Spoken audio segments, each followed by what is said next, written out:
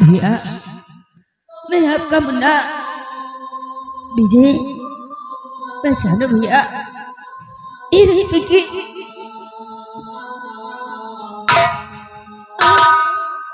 ये रहा मेरा दोस्त अनवर। हाँ भैया जी।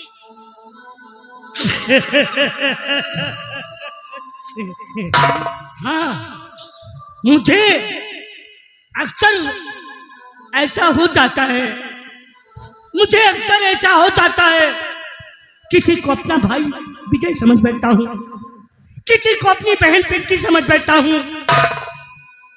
ऐसा ऐसा मुझे हो जाता है, लेकिन पिताश्री कह रहे थे कि उसके मर्जी के बगैर उसके मर्जी के बगैर पेड़ का एक पत्ता नहीं हिलता, उसके मर्जी के बगैर पेड़ का एक पत्ता नहीं हिलता। उसके रब जो चाहे वही तो होना, रब जो चाहे वही तो होना है। आदमी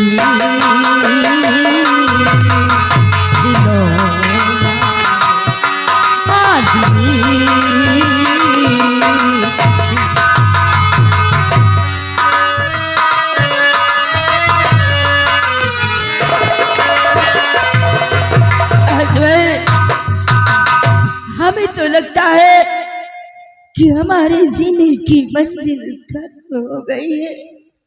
नहीं विजय नहीं, देख ये जो बड़े भैया गीत गा रहे हैं, यही गीत कभी राज दरबार में हुआ करता था हम सभी लोगों के बीच।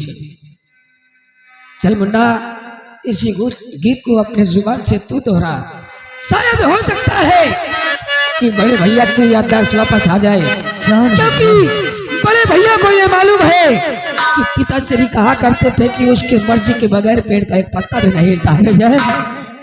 चल मुन्ना, चल विजय चल।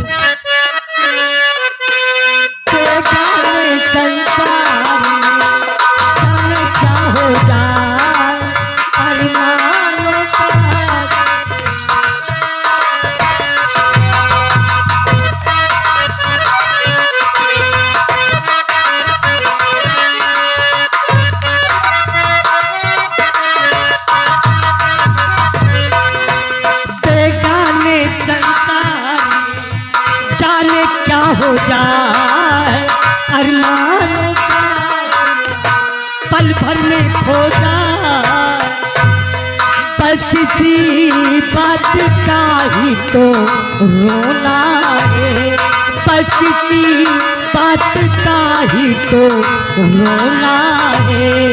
आदमी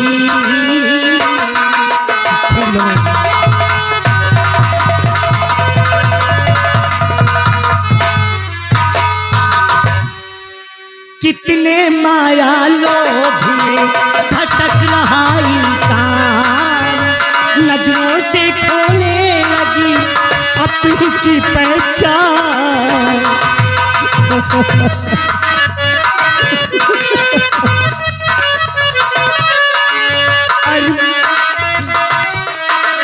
कितने माया लोभ में भटक रहा इंसान, नजरों से खोने लगी अपनों की पहचान, बस इसी बात का ही तो रोना है, बस इसी बात का ही तो रोना है। आदमी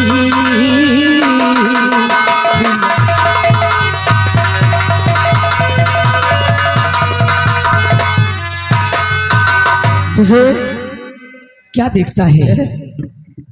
गा विजय, तू भी गा, पिंकी तू भी गा।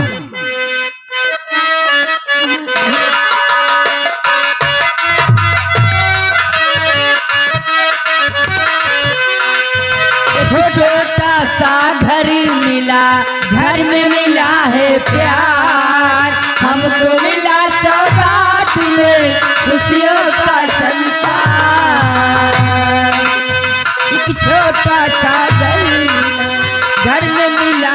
प्यार, हमको मिला सौगात में खुशियों का संसार। जाओ और जाओ, जाओ, बड़ा अच्छा लग रहा है, जाओ।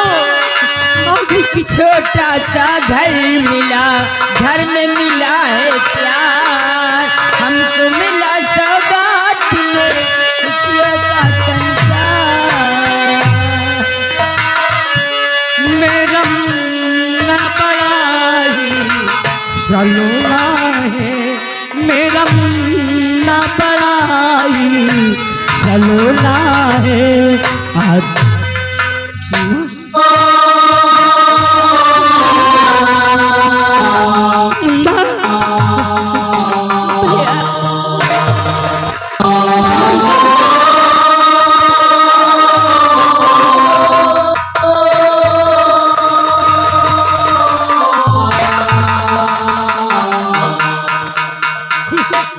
तो मेरा मुन्ना है ना पीछे? हाँ भैया, तो ठीक तो है ना मुन्ना? तो ठीक तो है ना? मेरा भाई है ना, मेरा मुन्ना है। भैया जानते हो इनकी इरा ये पिंकी भैया, पिंकी की ये हालत पिंकी की, कहाँ था तू पिंकी? और भैया सब ठीक हो जाएगा। ये रहा मेरा दोस्त अनवर,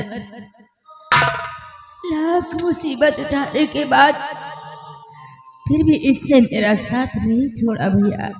अनवर, हाँ भाईजान, मेरे पास आ ना, मेरे पास आ। शाबाश शाबाश मुन्ना, इस हालात में हमारे भाई का साथ नहीं छोड़ा तू मेरे भाई का साथ नहीं छोड़ा मुन्ना। तूने अपनी दोस्ती का नाम इतिहास में लिख दिया। अगर तुझ जैसा मुसलमान संसार में सभी हो जाए तो हिंदू मुस्लिम का भेदभाव खत्म हो जाए। वाह मुन्ना। भाईजान, वो दोस्त कैसा कि जो दोस्ती को निभा ना सके। हाँ हाँ मुन्ना, हाँ। अरे भाईजान, दोस्ती करना आसान है पर निभाना बहुत कठिन है। दोस्ती निभाने के लिए कांटों पर चलना होता है, सोलों पर चलकर दोस्ती को निभाना होता है। हाँ मुन्ना, तूने सब करके दिखा दिया, सोलों पे भी चलकर और कांटों पे भी चलकर दिखा दिया। हाँ। और जानते हो भैया, आज 12 वर्ष तपस्या पूर्ण करने के बाद अपने पिताश्री भी आए हैं। नहीं मुन्ना, नहीं। ये रहे पिताजी भैया। मैं पिताश्री को अपनी शक्ल कैसे दिखा सकता हूँ? मैं पिताश्री को अपनी शक्ल नहीं दिखा सकता। मैं अजय, ये क्या हालत बना रखा है?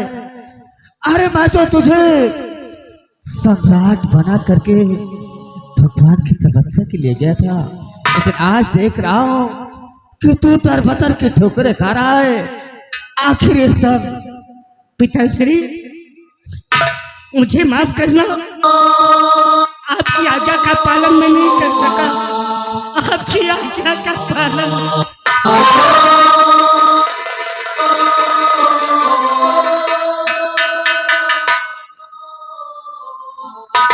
आपकी आज्ञा का पालन नहीं कर सका पिता। आखिर ये सब कैसे हो गया? कैसे हो गया सब ये? बोल बेटे। मुझे सब कुछ याद है पिताश्री। मुझे एक एक बात याद है। ये मेरा छोटा भाई विजय है, ये मेरी बहन पिंकी है, और ये मेरे भाई विजय का दोस्त अनवर है, और आप मेरे पूज्य पिताश्री हैं। मैं पागल नहीं हूँ, मैं पागल नहीं हूँ अनवर, मुझे सब कुछ याद है, एक एक बात याद है। जिसे आप ब्याह कर लाए थे मेरी धर्म पत्नी बनाकर, पिताश्री आपके जाने के पश्चात उसके हाथों की मेहंदी भी नहीं छूटी थी। एक दिन थाली में खाना परोस कर लाई और कहा, नाथ आपने ना सुबह से नाश्ता किया है ना भोजन किया है, मैं आपके लिए भोजन लेकर आई हूँ। पिताश्री कहते हैं पहला निवाला भगवान का होता है। हमने अपने हाथों से एक पति अपने पत्नी को अपने हाथों से पहला निवाला खिलाया। और हाँ, मुझे ये भी याद है पिताश्री कि हम दोनों एक साथ भोजन किए थे, लेकिन पता नहीं किस वक्त उसने खाने में खूनी जहर मिला दिया। शहर? हाँ, खूनी जहर मिला दिया पिताश्री। खाना खाते ही मैं बेहोश हो गया। जब मुझे होश आया तो मैं देखता क्या हूँ कि मेरे भाई और मेरी बहन की लाश खून से लथपथ राज दरबार में पड़ी है। हाँ, इनको देखकर हम अपना आपा खो बैठे पिताश्री। इन्हें राज दरबार से लेकर भागा इस उम्मीद में लेकर भागा कि मेरे भाई बहन मरे नहीं, ये जिंदा है, ये जीवित हो जाएंगे। एक पीपल के नीचे इन दोनों को लिटाकर हम डॉक्टर की तलाश में चले गए। हाँ, लेकिन डॉक्टर ना मिला पिताश्री। वापस आकर देखता हूँ तो ना वहां पिंकी थी ना मेरा भाई विजय था।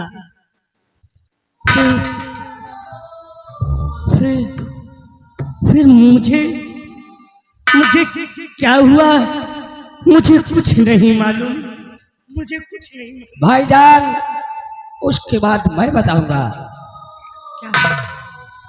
एक दिन की बात है कि मैं अपने घर पे था और आपके दरबार का दरबारी दौड़ता हुआ हमारे पास पहुंचा और मुझसे कहने लगा, अनवर भाईजान, महाराज बड़े भैया अजय सिंह की लाश राज दरबार में पड़ी है।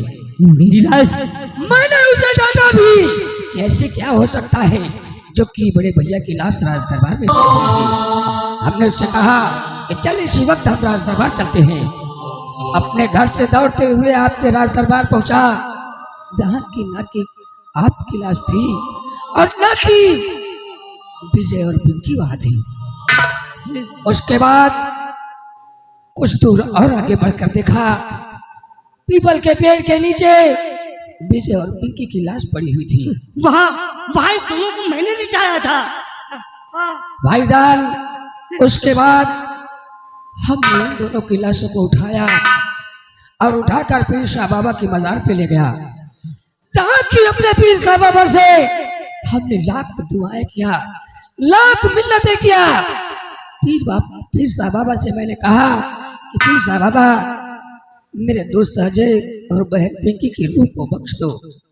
उन्होंने मुझ पर तरस खाया, इन दोनों की रूह को बख्श दिया, इन दोनों को जीवित कर दिया। उसके बाद मुझे नहीं मालूम है फिर क्या हुआ। क्या? उसके बाद नहीं मालूम? नहीं। उसके बाद मैं बताता हूँ भैया क्या हुआ। क्या हुआ मुन्ना? मैंने सोचा कि ये सब साजिश उस हरामजादे शेर सिंह की होगी, लेकिन उससे पहले मैंने पिंकी को तरह अकेले राज दरबार भेज दिया। इसे?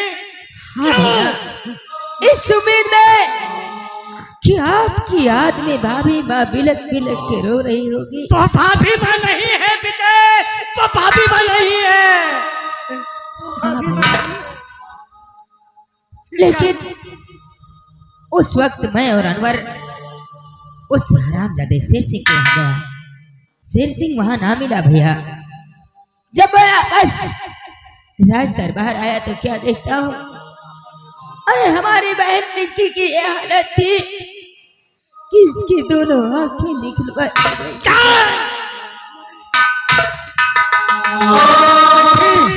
आंखें तो उसकी मैं निकालूंगा पीछे, मैं निकालूंगा उसकी आंखें। भैया, लेकिन उस वक्त हमें भी कैद करके कैद खाने में डलवा दिया गया और ये ऐलान करवा दिया गया कि विजय और पिंकी को जो कोई खाना पानी देगा उसे सजाए मौत हो गई। सजाए मौत तो उसे अब मैं दूंगा विजय, मैं दूंगा उसे।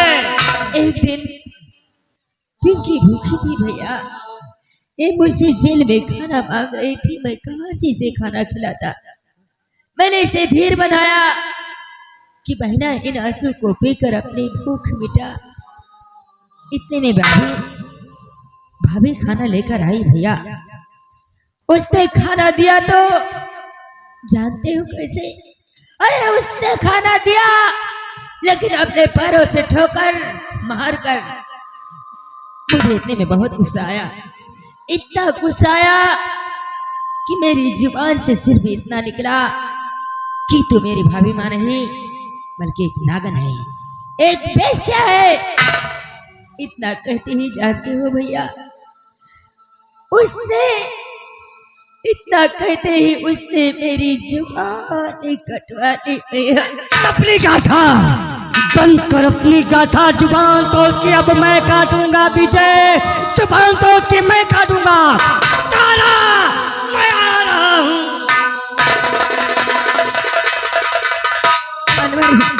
देख विजय, भैया, राज दरबार अकेले कर तनहा सकता है। है। इससे पहले भैया को कुछ हो, हम लोग वहां पहुंचते हैं।